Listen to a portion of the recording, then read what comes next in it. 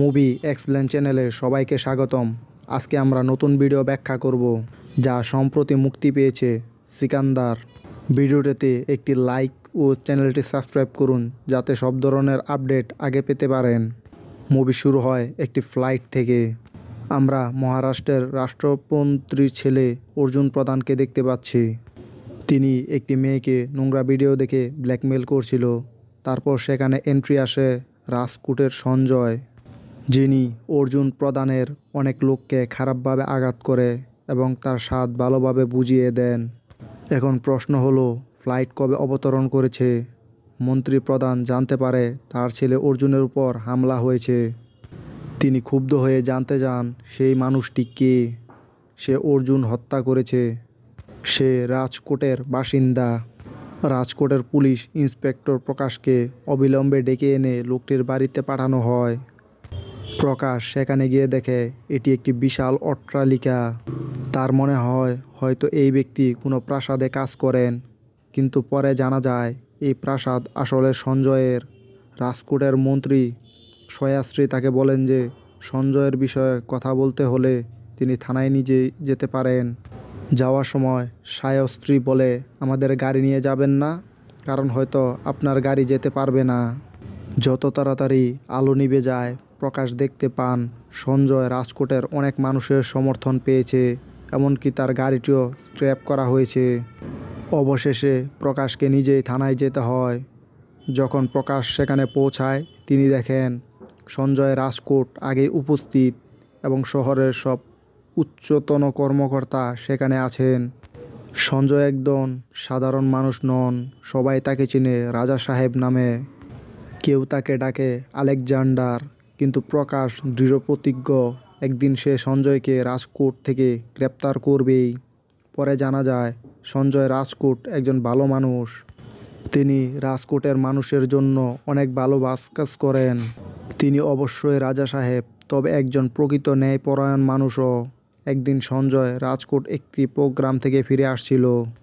তার স্ত্রী সায়রী জানতে পারে তার উপর হামলা হতে পারে, তাই তিনি ব্যাকআপের জন্য লোক ডাকেন। কিন্তু সঞ্জয় একাই সব সামলানোর যথেষ্ট ছিল। তিনি একাই সব হামলাকারীদের খারাপভাবে মারধর করে এবং তাদের সম্পূর্ণ ধ্বংস করে দেয়। এদিকে জানা যায় সঞ্জয় রাজকোট ওরফে মোহাম্মদ সিকান্দার খুব ভালোবাসেন সয়ারিকে। তাদের ভালোবাসা সম্পূর্ণ নিঃস্বার্থ।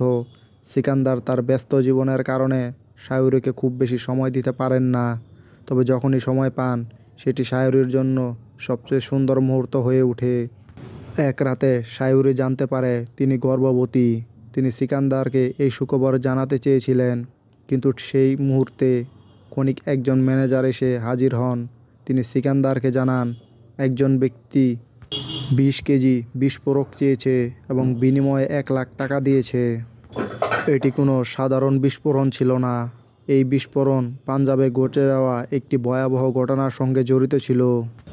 এই কথা শুনে সিকান্দার অত্যন্ত ক্ষুব্ধ হন এবং ম্যানেজারকে চড় মারেন। পরে জানা যায় খনির ম্যানেজার আদালতে সাক্ষ্য দিচ্ছে যে তাকে হত্যা করার পরিকল্পনা করা হয়েছে, কিন্তু ঠিক তখনই সিকান্দার ঘটনাস্থলে উপস্থিত হন এবং সমস্ত দুষ্কৃতিকারীদের পরাস্ত করে ম্যানেজারকে রক্ষা করেন। এভাবেই সিকান্দার বারবার প্রমাণ করে যে তিনি কেবল একজন নেতা নন, একজন প্রকৃত ন্যায়ের রক্ষক। সে সিকান্দারের জীবনও বাঁচায়। এখান থেকে আলেকজান্ডার একটাই কাজ ছিল, যে কোনো খনি উপরে ব্যবস্থাপককে রক্ষা করা এবং তাদের আদালতে নিয়ে যাওয়া। কারণ আজ শনিবার, আগামীকাল রবিবার আর পরশু সোমবার, তখনই তাকে আদালতে হাজির করা হবে। এই ঘটনার পরে সায়রী সামান্য আহত হয়। সে তখনও সিকান্দারকে কিছু বলেনি, সে শুধু তাকে তার সাথে কথা বলতে বলেছিলেন। কিন্তু আলেকজান্ডার তাকে রক্ষা করতে পারেনি। আমি যখন ব্যস্ত ছিলাম তখন সায়রীকে হাসপাতালে নিয়ে যাওয়া হয়। তাকে তার বন্ধু অমর সহ ভর্তি করা হয়। সোমবার আমি সায়রীর সব খবর নিচ্ছিলাম। খনি ব্যবস্থাপকের জবানবন্দি নেওয়া হয়েছে এবং সে এই কেস এখানে চুপ হয়ে যায়। কিন্তু তখনই আলেকজান্ডার জানতে পারে সায়রী মারা গেছে।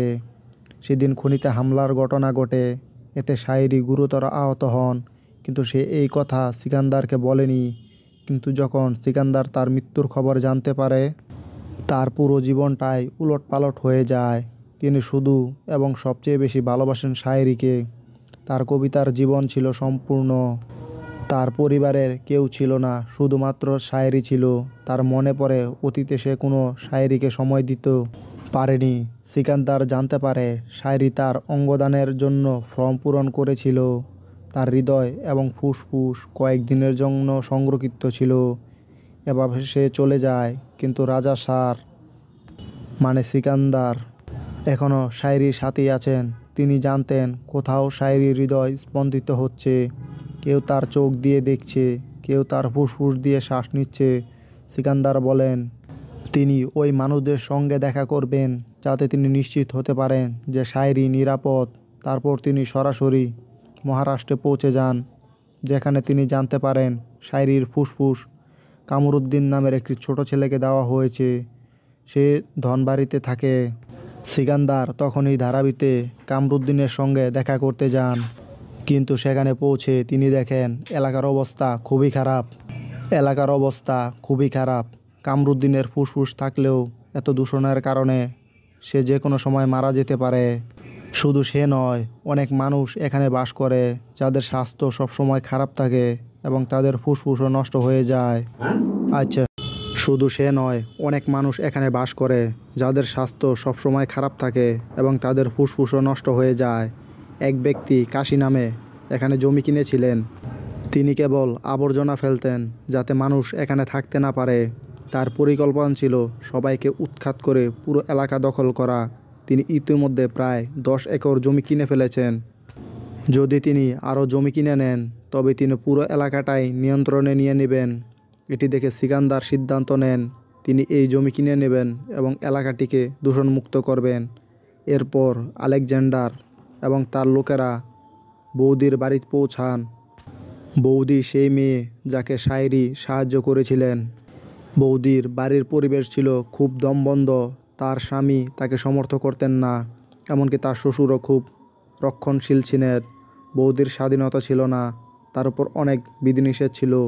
এদিকে আমরা জানতে পারি নিশা নামের এক মেয়ের কথা, যে শায়েরির হৃদয় পেয়েছিল।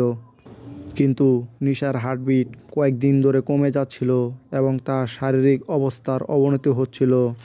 এটি জানার পর আলেকজান্ডার একজন বিশেষজ্ঞ ডাক্তারের সাথে পরামর্শ করেন।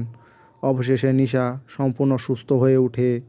এখন আলেকজান্ডার তার লোকদের নিয়ে ফিরে যাওয়ার প্রস্তুতি নেন, কিন্তু তারা যানজটে আটকা পড়েন। সেখানে তারা দেখতে পান মন্ত্রী প্রধানের একটি সমাবেশ চলছে। যখন মন্ত্রী প্রধান আলেকজান্ডারকে দেখেন, তিনি বুঝতে পারেন আলেকজান্ডার এখানে এসেছে প্রতিশোধ নিতে। মন্ত্রী প্রধান তার ছেলে অর্জুনের মৃত্যুর প্রতিশোধ নিতে চেয়েছিলেন। তিনি ঘোষণা করেন যে করেই হোক আলেকজান্ডারকে হত্যা করবেন। এদিকে অর্জুন, যিনি তার বাবার সমর্থনে ছিল, সে দুর্ঘটনায় মারা যায়। মন্ত্রী প্রধান এটি দেখে অবাক হয়ে যান। এখন তিনি আর কিছুই ভাবতে পারছিলেন না, তিনি শুধু প্রতিশোধ নিতে চাইলেন। তিনি জানতে পারলেন আলেকজান্ডার এখনও এখানেই আছে। তিনি তাকে ডেকে বলেন, তুমি আমার মেয়ের জীবন কেড়ে নিয়েছ, তাই এখন তোমার মৃত্যু নিশ্চিত। তুমি তোমার স্ত্রীর অঙ্গ দেখতে এসেছ, কিন্তু এখন যারা তোমার স্ত্রীকে ভালোবাসে তারা তোমাকে ছাড়বে না। সিকান্দার সিদ্ধান্ত নিল তিনি এখান থেকেই থাকবেন।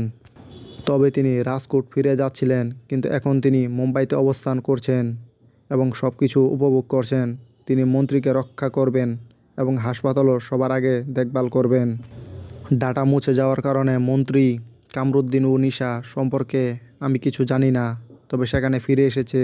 তিনি যেখানে পৌঁছে কিছু দেখতে পেলেন, গুন্ডারা আবার দূষণ সরাতে নেমেছে। এরপর তিনি তাদের সাথে মারামারি শুরু করে এবং তাদের সবাইকে বাজেভাবে হত্যা করে। বিষয়টি জানতে পেরেছেন মন্ত্রী আলেকজান্ডার এখানে অঙ্গ দেখতে আসেন। তিনি ডাটা মুছে দিয়েছেন, তবে তিনি এটি খুঁজে বের করার পরেই করবেন। এত কিছুর পর কেশরীর অঙ্গ পেল কে? এরপর সিকান্দার বৌদির বাড়িতে ফিরে আসেন এবং জানতে পারেন বৌদি ফাঁসিতে ঝুলে মহাবিপদে রয়েছে। তিনি তাদের অনেক কিছু বোঝানোর চেষ্টা করেন, যদিও সিকান্দার ছোট মনের, তবুও তিনি তাদের পরিচয় দেননি। অন্যদিকে মন্ত্রীকে অবহিত করা হয় আলেকজান্ডার খুনি সম্পর্কে। মিথ্যা স্বীকারোক্তি রেকর্ড করা হয়েছে পাঞ্জাবে বিস্ফোরণ ঘটনার পর। সিকান্দারের হাত ধরে পরে মন্ত্রী প্রধান আলেকজান্ডারকে আটকে রেখে মহারাষ্ট্র পুলিশ ওয়ান্টের তালিকায় রাখে। এরপর সিকান্দার জানতে পারে নিশার সাথে গুরুতর সম্পর্ক ছিল এবং তার প্রেমিক তাকে ছেড়ে চলে গেছে, সেই কারণে নিশার হার্ট অ্যাটাক হয়েছিল। সিকান্দার যখন সমস্যায় পড়তে শুরু করে তখন প্রাক্তন প্রেমিককেও মজার স্বাদ নিতে হয়। তিনি জিমে পৌঁছান, যেখানে তার সাবেক প্রেমিকের চাচা উপস্থিত ছিলেন। তারপর আলেকজান্ডার ধারাবিতে ফিরে গেলে তিনি জানতে পারেন যে সেখানে দূষণ সীমা ছাড়িয়ে বাড়তে থাকে।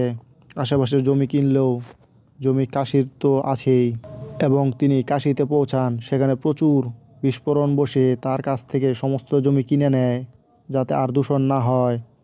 এরপর মুম্বাইয়ে আলেকজান্ডার বাটেজের পৌঁছায় দেখা যায় পুলিশ সিকান্দারকে খুঁজছিল। বৌদির বাড়িতেও সিকান্দারকে নিয়ে আলোচনা হচ্ছে। কামরুদ্দিনও ভর্তি হয়েছিল, কিন্তু মন্ত্রী প্রধানের লোকজন এসে তাকে উদ্ধার করে। এরপর সিকান্দার ওই সমস্ত লোকদের রক্ষা করে, তাদের সাথে মারামারি করে খারাপভাবে হত্যা করে।